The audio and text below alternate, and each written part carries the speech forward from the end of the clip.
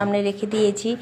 আর আমি একটু ভোলে বাবার কাছে প্রার্থনা করে নিচ্ছি। এখানে একটা নিয়ম আছে কি জানো তো, এই যে গেটটা দেখতেই পাচ্ছ, ভগবানের দুয়ার, এখানে কিন্তু কাউকে ঢুকতে দেয় না, এখানে কাউকে প্রবেশ করতে দেয় না। ওই যে বাইরে ভোলে বাবার লিঙ্গটা আছে আর কি, ওখানেই কিন্তু আমরা সবাই পুজো দিই। এখানটায় কিন্তু মা দুর্গার মূর্তি আছে, তোমাদেরকে ভিডিও করে দেখাতে পারলাম না, আবারও একদিন কোনোদিন এসে মা দুর্গাকে তোমাদেরকে দেখাবো। এখানে কিন্তু শুধু মহাদেবের এবং মা দুর্গার মন্দির নয়, এখানে কিন্তু আরো অনেক ভগবানের মন্দির আছে।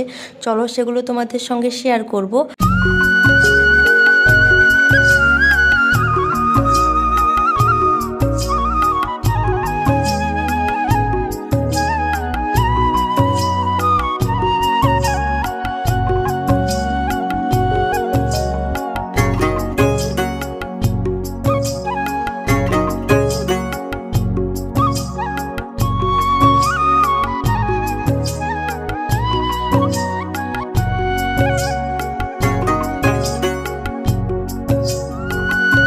শুনেছি নন্দী দেবতার কানে কানে কিছু মনের কথা জানালে সেগুলো নাকি পাওয়া যায় বা সেই মনস্কামনা পূর্ণ হয়। সবার মতন আমিও নন্দী দেবতার কাছে আমার মনের কথাটা জানালাম এবং আমি চাই সেটা যেন আমাকে ভগবান নন্দী দেবতা তাড়াতাড়ি দেন। দেখি নন্দী দেবতা তো সবার মনস্কামনা পূর্ণ করছে এবং আমার মনস্কামনাটা কবে পূর্ণ করে। যাই হোক চলো, এখানে কিন্তু গনুসোনা আছে, গনুসোনাকেও একটু ধূপ দিয়ে দিচ্ছি। আর এখানে আছে নাগ দেবতা।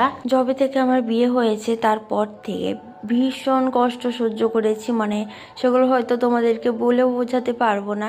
একমাত্র আমি মনের কথা কাউকে জানাতে পারি না, একমাত্র আমিই জানি এবং আমার ভগবানই জানেন। আমার সমস্ত দুঃখ কষ্টের কথা আমি ভগবানের সাথেই বেশি শেয়ার করি, বেশি বলতে পুরোটাই। যেগুলো আমার হাজব্যান্ডের সাথে আমি শেয়ার করতে পারি না, সেগুলোও আমি ভগবানের কাছে শেয়ার করি। তুমি যদি কাউকে মনের কথা বলতে যাও, দেখবে সে কোনো না কোনো একদিন সেই কথাগুলো নিয়ে কথা শোনাবে, তোমার কথা তোমাকে ফিরিয়ে দিবে। কিন্তু আমি যদি ভগবানের কাছে বলি, ভগবান তো কাউকে বলবে না, বরং একটু দেরি হলেও সেই কষ্টগুলো দূর করে দিবে। এখন তো আমার পুজো দেওয়া কমপ্লিট হয়ে গেছে। আমি ভেবেছিলাম যে বামন ঠাকুর আসবেন না, এই ফলগুলো হয়তো আমাকে ওই দরজার সামনেই রেখে চলে যেতে হবে। কিন্তু দেখো, ওই যে একটু আগে বললাম, মন থেকে যদি কিছু চাও ভগবানের কাছে, সেটা কিন্তু ভগবান দেয়। যখন আমি মন্দিরে এসে দেখি বামন ঠাকুর নেই, তখন থেকে কিন্তু এটা ভেবেই যাচ্ছি যে আজকে কি এই ফলগুলো আমাকে এখানেই রেখে চলে যেতে হবে, ভগবানের কাছে কি পুজো দেওয়া হবে না? সেটা ভুল ভেবেছিলাম আমি। দেখো, আমি যাব বেরিয়ে পড়েছি, কিন্তু তখনই বামন ঠাকুর এসে আমার নিয়ে আসা ফলগুলো পুজো দিয়ে দিলেন। এই যে দেখতেই পাচ্ছ, পুজোটা কমপ্লিট হয়ে গেছে। আর এই যে মহাদেব উপরে বসে আছেন, এটা হচ্ছে পুরো মন্দির। আরো কিন্তু পেছনে অনেক মন্দির আছে, একদিন এসে তোমাদেরকে সমস্তটা ঘুরিয়ে দেখি। আজকে ভোলে বাবার কাছে পুজো দিয়ে কি যে শান্তি অনুভব করছি। যাই হোক চলো, সবাই মিলে বলো ওং নমঃ শিবায়।